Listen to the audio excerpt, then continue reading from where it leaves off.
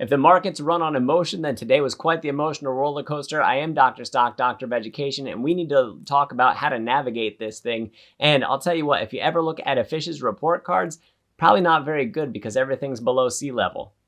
We're going to take a look at the SPI and the Qs and talk about playing things forward from here. We'll talk about a few other companies that I think are highly of interest when we look at those, and also a little bit of the economic reports as well. I'm also going to tell you about Moomoo and how you get your free stocks by signing up using my link over at the Patreon, where you can join my Discord and see my buys and sells, then also my options course that I have building out over there. In the meantime, though, let's get right into the charts on this thing. We're going to start off with SPY as it tracks the S&P 500. And I'll tell you what, we had quite the candle down here, dropping down. The low price on this was almost $422 per share, when just a few days ago, we closed at $438 per share. Now, mind you, that 438 is where I think we have significant resistance. That's what I call the ultimate level of, actually, I'm sorry, 442 is the ultimate level of resistance, but I think it is possible that we see 438 still pop out of here. 434 is also another one of those numbers that we want to look at as we're looking at this for the SPY. Now, when we look intraday on this thing, look at this. I thought that we'd get a bounce today, and it started off looking pretty positive, and then down, and then lower peaks, lower lows, lower peaks, lower, and we just, throughout the day, that's what we saw, just keep on ripping on down through until we got to about, let me see, that time is almost 2:30, and then the market just ripped back up from there, and that was absolutely incredible to watch that happen. Well, what does the momentum look like on the day? Momentum on the day, here's the bearish channel that I have, which we did close back in, so this is still game on for right now, and if we don't retrace all the way to the top, if we stop somewhere in the middle and head back down, that's further confirmation that we could drop lower from there, because we're still making lower highs, and so lower lows could possibly be yet to come. Where's that bottom at, though? For me, I actually have that around $413 per share. So we want to be looking at that for ultimate support coming in at 413 should we end up getting that low. And man, oh man, has it been a big sell-off today. So let's look at the minute chart on this, just because I think it's really worthwhile to not only look at the intraday with the lines, but also going to the candles and looking at that. And you can see the inverse head and shoulders pattern that we had. We actually doubled up with a second one here, and you can see the moment that the momentum started to switch. I would say the biggest moment that we have is right here where we touched the 50-day, and then from there, we kind of ripped off, consolidated a little bit, didn't put in quite a lower low, but maybe you got shook out a little bit, and then when that second pattern happened, man, we crossed the 50, and that was game over. Came back, retested a little bit, but didn't cross it, and then we really super ripped from there. A little bit of head and shoulders pattern, and once we crossed this line, softened a little bit, and you can see what that looked like into the market close. And so that was absolutely astounding. Well, what was I doing during this time? Well, my friends, I have a broken phone, and while that doesn't really impact the trading too much in and of itself, trying to order another one was still about 2 hours of my day. I thought it'd be something 15 minutes, go ahead and order one, and man, like I missed all the action that was happening there. Not all of it, because I will tell you about the trades that I did make and how I fared on those. I made 3 different trades today, and 2 of them very successful for me. One minorly upsetting, but only minorly, and overall it was a win for the day, and I'm happy about the way that it went. So let's go over to the Qs and see what that looks like as well. This one a little bit more quicker. A little bit more quickly than the other one. So we go out to the daily chart. We have a slightly different look here, and it looks like I finally get to update this. So let's chop this line out of here, and instead what we're going to do is put on another trend line on this, because it does look pretty much like we have something about like that with a little bit of a peekaboo at the bottom of this. So this also is acting in a bearish channel for us. Now for this one, I still think that 372 is how high we could get as the ultimate level of resistance. And where do we have ultimate support on this? That's about that 320 level is where we want to be looking for that support. Should we get that low? And that's a big fall from there. So even if we zoom out, we look to see what 320 looks like. 325 is up here, 320 is right about down there, and I think we'd be very, very reluctant to drop down there. Actually, I think in a previous video I said 310, and that's a steep fall off from where we're at. I think that there's a little bit too much power going into tech right now that it's going to be reluctant to give that up. So really the earnings season are really going to be the biggest determinant there. What we hear from the banks is going to be the first big thing, big tech following, and I talked about that in my earlier video today. The momentum on the Qs is not really looking too much better than what we had on the SPY. We still don't have confirmation that we're really going to get a strong bounce from this. I am watching it, because when we do get that confirmation, I'll ride that up a little bit in a span of days, probably several days, and then looking for signs of that reversal back down to the downside on this and hoping to capitalize on one of those bigger positions. So how did I play this today? That's a good question. We're going to get to it in just 1 second. Real quick, I just want to tell you about those free stocks from Moomoo. And by using the link down in the description, just sign up with that link and you can get up to 16 free stocks. Here's the deposit levels. These stocks that you get at these deposit levels,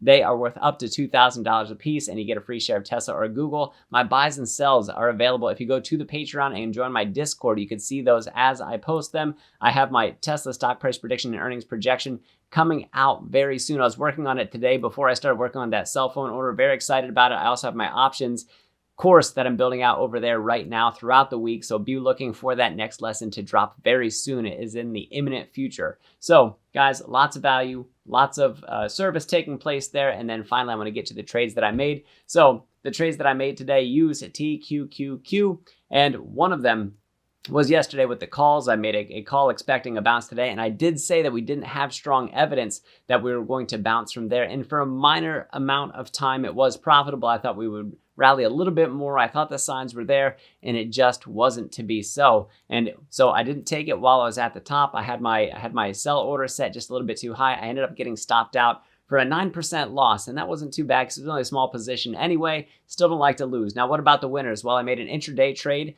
for 12%, and then I made another trade where I sold off one of my slightly longer term options, one of my put options, as it went further green for me as the market sold off to make up for that loss, and then some. Like I said, only a very minor loss. That one was a 17% gain by waiting overnight. So I had the 12% day trade, I had 17% overnight, and I also gave back a little with that 9% loss. Overall, it was a net win, still positive for me, still navigating the markets, even with the cell phone headache that was there. Now, why didn't I trade more? Well, I can tell you that with the whole cell phone debacle that I felt stressed out in that moment, and I wanted to be clear-headed as I made my trades, so I didn't really give a lot of strong signals for direction. Now, what else did I miss out on because of letting myself get distracted? Well, let me show you. So let me put this up here, and let's go to Meta.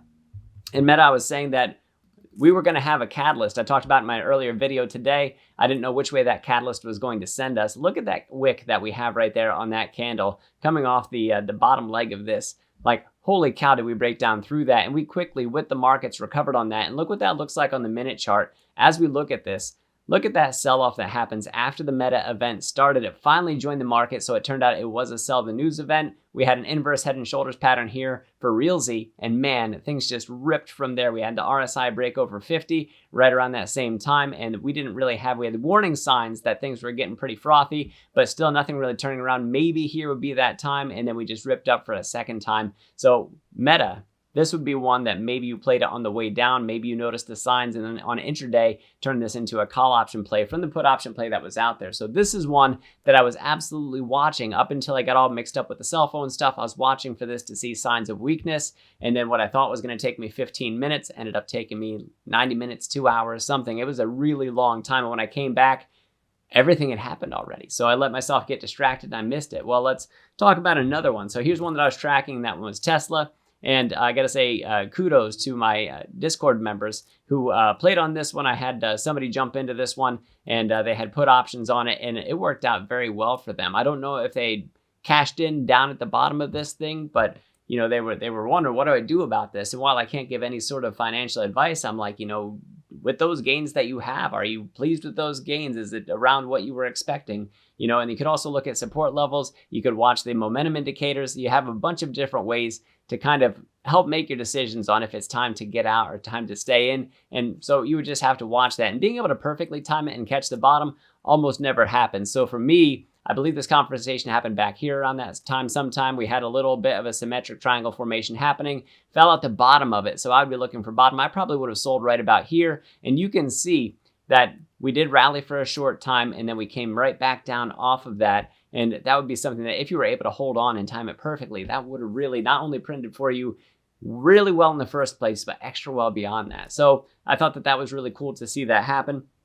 And so some of the other ones that I covered on here, let's take a look at SoFi, which was consolidating yesterday, see how they ended up. So yesterday, this was one that was pretty much flat, like going throughout the day, and actually had a really decent day today, and just popped up to start the day, sold off with the markets, and then recovered well with the markets as well. So what does that leave us for tomorrow? And that's kind of an interesting question to talk about. Like I said, the momentum on the markets right now is still showing bearish, but it's also showing oversold. So what does that mean for me? Well, if I'm going to take a position in something that's actually going to send us back in the other direction, that's hopefully what I would be looking for, because the best case scenario when you're looking at that momentum is that you're either sitting in overbought and you're looking for a drop, or you're sitting in oversold and you're looking for a pop. And right now, while we're in that oversold territory, I'm waiting for the markets to really show us strong signs on a daily basis that we're going to start turning things around. So that, I think, is that next really big opportunity that we get, is that next rise up from here, finding out where that bottom is,